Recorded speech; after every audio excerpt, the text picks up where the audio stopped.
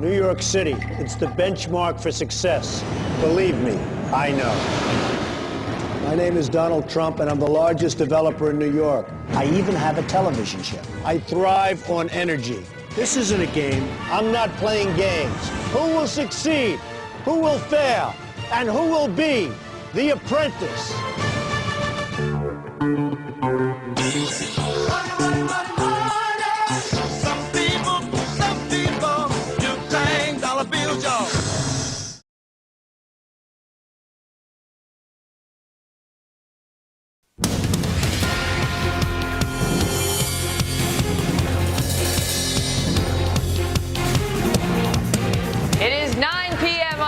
Coast, and the moment of truth has arrived.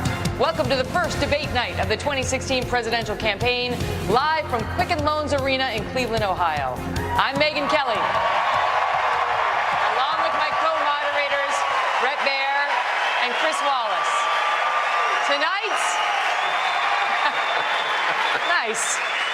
Tonight, thousands of people here in the queue, along with millions of voters at home, will get their very first chance to see the candidates face off in a debate, answering the questions you want answered.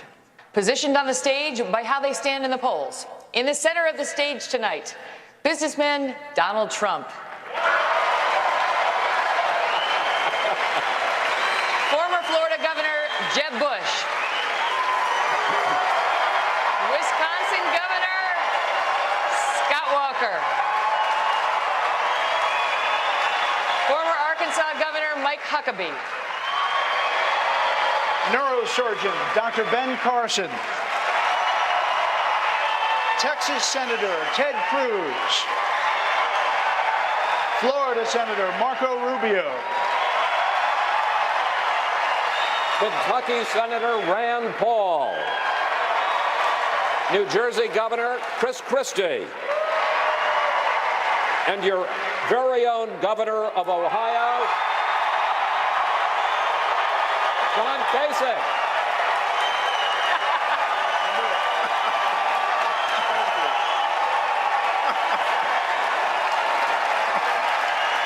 Bret.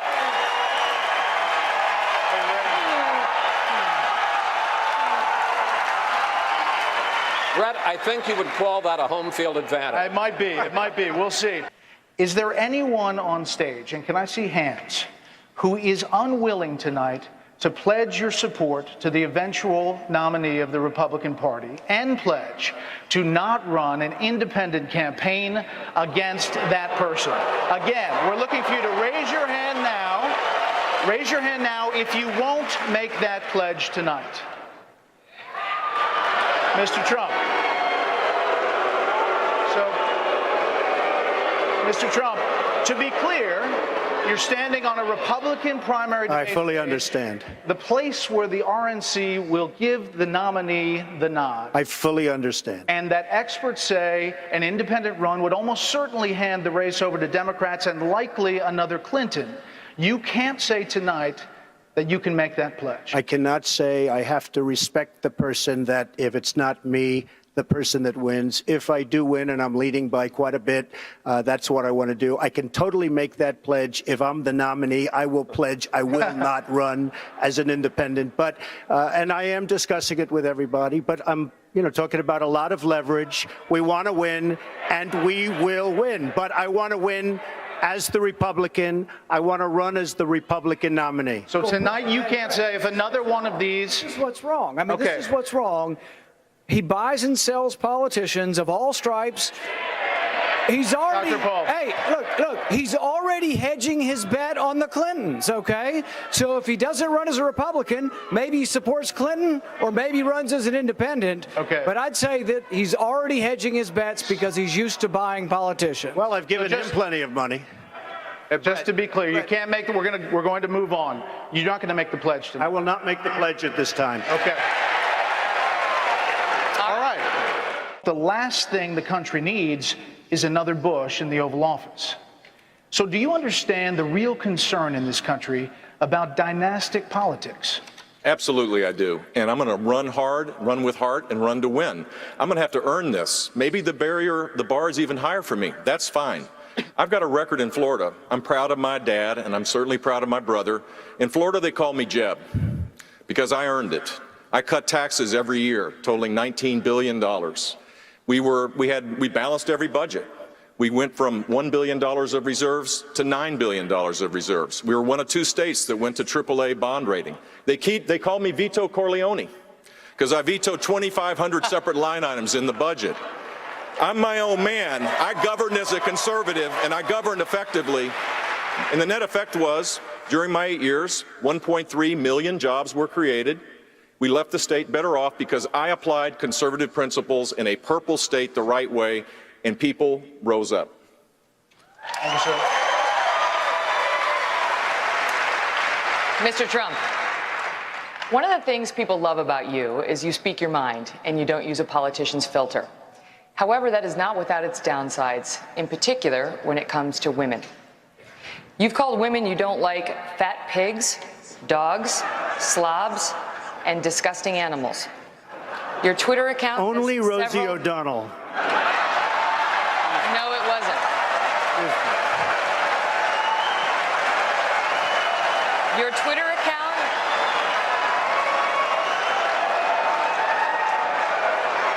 Thank you.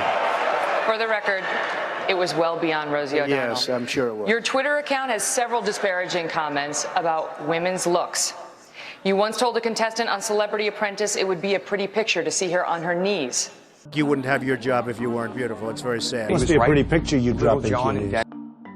And I'd look her right in that fat, ugly face. She's gotten a little bit large. I don't think you should dress like you weigh 120 pounds. I don't want to sound too much like a chauvinist, but when I come home and dinner's not ready, I go through the roof. A person who's flat-chested is very hard to be a 10. She ate like a pig. The boob job is terrible. You know, they look like 2 light posts coming out of a body. Is unattractive both inside and out. I fully understand why her former husband left her for a man. Maybe she should feel that way. There are a lot of women out there that, demand that the husband act like the wife. I've said that if Ivanka weren't my daughter, perhaps I'd be dating her. She's really a beautiful baby. She's got Marla's legs. We don't know whether or not she's got this part yet, but time will tell. I would say she's in the 4 or 5 category. Right. I like the way she used to look. I don't like the way she looks now. There are 2 other women now who claim that there'd been sexual harassment. They probably do love their names splashed across the front pages. You say, "Oh, hello, darling, how are you?" and you get sued because you've destroyed somebody's life. Does that sound to you like the temperament of a man we should elect as president? And how will you answer the charge from Hillary Clinton, who is likely to be the Democratic nominee, that you are part of the war on women? I think the big problem this country has is being politically correct. I've been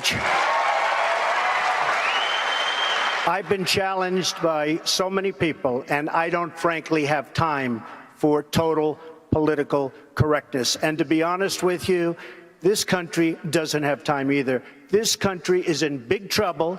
We don't win anymore. We lose to China. We lose to Mexico, both in trade and at the border. We lose to everybody. And frankly, what I say, and oftentimes it's fun, it's kidding, we have a good time, what I say is what I say. And honestly, Megyn, if you don't like it, I'm sorry. I've been very nice to you, although I could probably maybe not be based on the way you have treated me, but I wouldn't do that. But you know what? We need strength, we need energy, we need quickness, and we need brain in this country to turn it around. That I can tell you right now. What I'd like to see is a private system without the artificial lines around every state. I have a big company with thousands and thousands of employees, and if I'm negotiating in New York or in New Jersey or in California, I have like 1 bidder. Nobody can bid. You know why? Because the insurance companies are making a fortune because they have control of the politicians, of course, with the exception of the politicians on the stage. But they have total control of the politicians. They're making a fortune. Get rid of the artificial lines, and you will have yourself great plans. And then we have to take care of the people that can't take care of themselves, and I will do that through a different system. Hey, Brett, Mr. Trump, hold on one second. I got a news flash. I know. Hold on, Senator Paul. News flash. The Republican Party's been fighting against a single-payer system for a decade. So I think you're on the wrong side of this if you're still arguing for a single-payer system. I don't think you heard me. You're having a hard time tonight. All right, Mr. Trump, it's not just your past support for single-payer health care. You've also supported a host of other liberal policies. You've also donated to several Democratic candidates, Hillary Clinton included, Nancy Pelosi. You explained away those donations, saying you did that to get business-related favors. And you said recently, quote, "When you give, they do whatever the hell you want them to do." You better believe it. So what specifically did they do? If I ask them, if I need them, you know, most of the people on this stage I've given to, just so you understand. A lot of money. Not me. Not me. But you're welcome to give me a check, Donald, if you'd like. Many of them. Actually, to be clear, That's he right. supported Not- Charlie Crist. Not Mike. Yeah, Charlie, but I have. Donald, if you end I your have campaign, I hope you will give to me. Good. Okay. Sounds good. Sounds good to me, Governor. I will tell you that our system is broken. I give to many people. Before 2 months ago, I was a businessman. I give to everybody. When they call, I give. And you know what? When I need something from them, 2 years later, 3 years later, I call them. They are there for me. So what'd and you that's get? a broken system. So what'd you get from Hillary Clinton and Nancy Pelosi? Well, I'll tell you what. With Hillary Clinton, I said, be at my wedding, and she came to my wedding. You know why? She had no choice because I gave. I gave to a foundation that, frankly, that foundation is supposed to do good. I didn't know her money would be used on private jets going all over the world. It was. But okay? Mr. Trump, thank you. Hold on. We're gonna move on. We'll come back to you, Governor Walker. Just 1 second on this, though. We spend a lot of time talking about Hillary Clinton and pitting us back and forth. Let's be clear. We should be talking about Hillary Clinton on that last subject, because everywhere in the world that Hillary Clinton touched is more messed up today than before she and the We have many questions to come. Many questions to come. Governor Huckabee. Our country is in serious trouble. We don't win anymore. We don't beat China in trade. We don't beat Japan with their millions and millions of cars coming into this country in trade. We can't beat Mexico at the border or in trade. We can't do anything right. Our military has to be strengthened. Our vets have to be taken care of. We have to end Obamacare, and we have to make our country great again, and I will do that. Thank you. Thank you. Gentlemen, thank you. It's over. That's it. You relieved? You were nervous before? They don't look relieved. They're like, get me out of here. Thank you all very much. And that will do it. Donald Trump has spent days now relentlessly complaining about this question posed by Megyn Kelly. Mr. Trump, one of the things people love about you is you speak your mind and you don't use a politician's filter. However, that is not without its downsides, in particular when it comes to women. You've called women you don't like fat pigs, dogs, slobs, and disgusting animals. Your Twitter account... Only Rosie O'Donnell. 24 hours later, Donald Trump offered this description of what you just saw. She gets out and she starts asking me all sorts of ridiculous questions. And, you know, you could see there was blood coming out of her eyes, blood coming out of her wherever. Donald Trump then spent the weekend refusing to apologize for what everyone knew he meant. I wake up and I hear that, you know, somebody took it as something else. Only a deviant would think that, Chuck. I didn't even think that. Who would think it? Donald Trump was still at it this morning. She got very angry during this question because of that, because she couldn't even finish the rest of the question because the crowd went wild. And in discussing it later, I said she was so angry that blood was coming out of her eyes, blood was coming out of her. And then I didn't even finish the answer because I wanted to get on to the next point. But I was referring to, or if I finished it, I was going to say ears or nose, because that's a common statement. So where you would blood is pouring out of your ears. Yeah. It's a very common statement. Let me just ask you, just to clarify, if someone made such a comment about a female journalist, suggesting that they were on their menstrual cycle, that would be inappropriate. It would be classless and juvenile and over the line, right? That would be inappropriate, but yeah. I didn't do that. 30 years ago on Today, Donald Trump discussing Iran. And the presidential candidate is joining us now by phone. Good morning, Donald. It's called vision. People have vision. Very few, but some people have vision.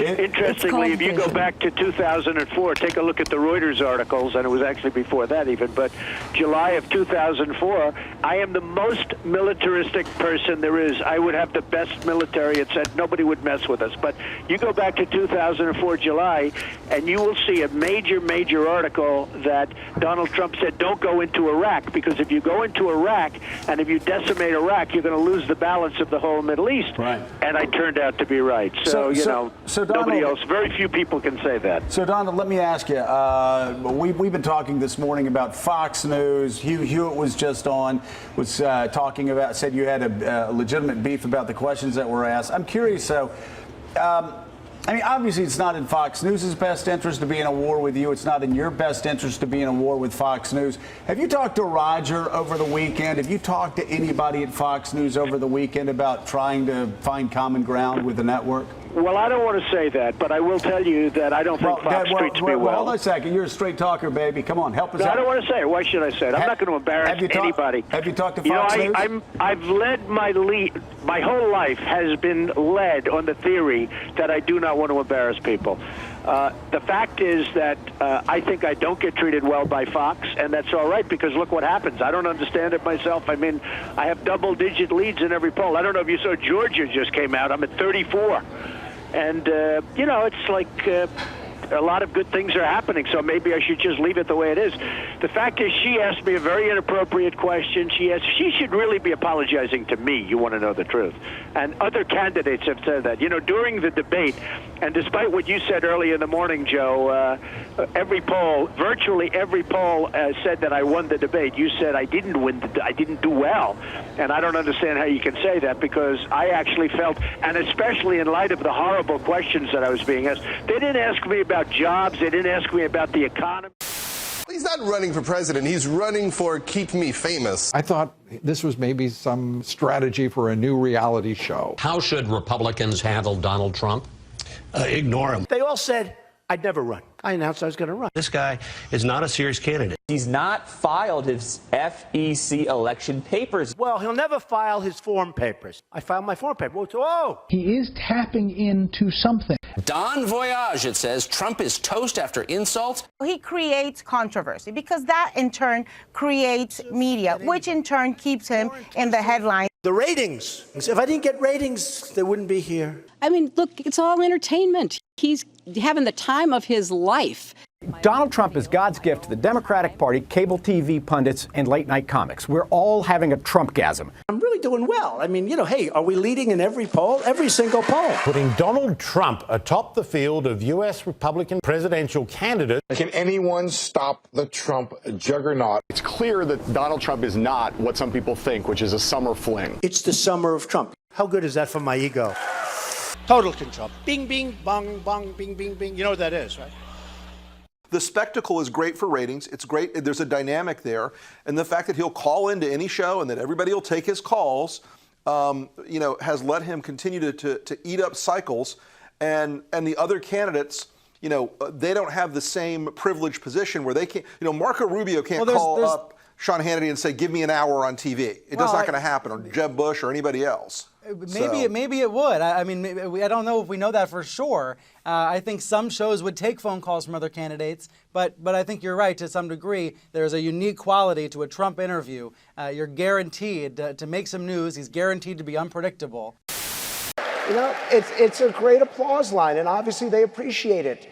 But referring to people as rapists, referring to John McCain, a war hero, 5.5 years as a POW, and you call him a dummy. Is that appropriate in running for president? Okay, you got to let me speak, though, Frank, because you interrupt all the time, okay?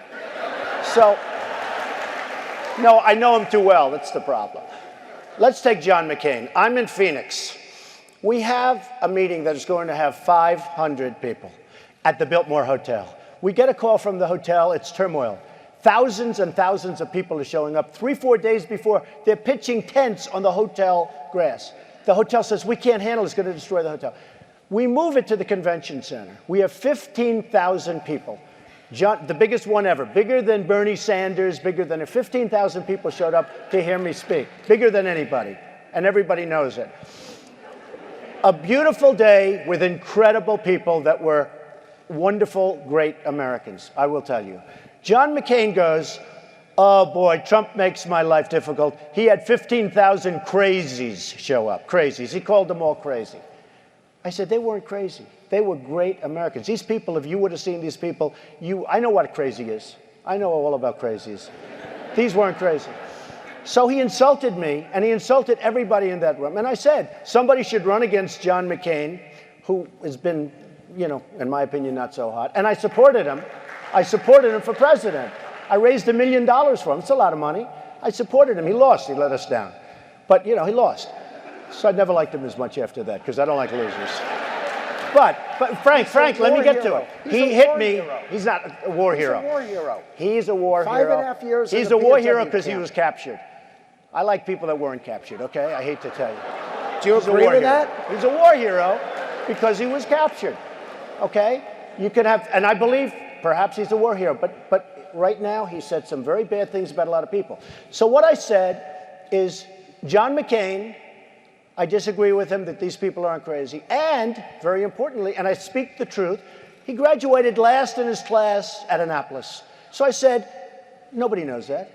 I said he graduated last or second to last. He graduated last in his class at Annapolis. And he was upset. I said, why, for telling the truth?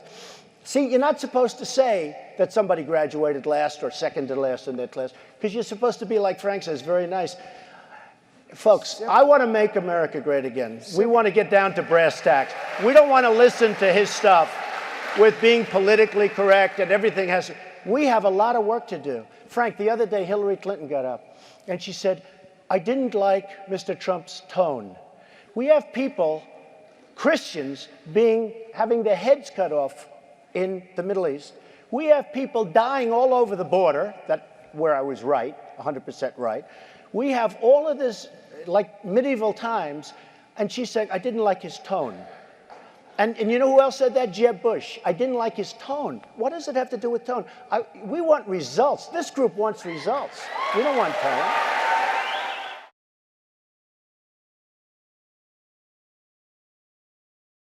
You got, according to what you said on one of the talk shows, you got Hillary Clinton to go to your wedding because you gave her money. True. Maybe it works for Hillary Clinton. It doesn't work for anybody on this stage. I was a businessman. I got along with Clinton. I got along with everybody. That was my job, to get along with people. But the simple fact is... Excuse me, 1 second. No. I didn't want to... Donald, you cannot take... More energy tonight. I like that.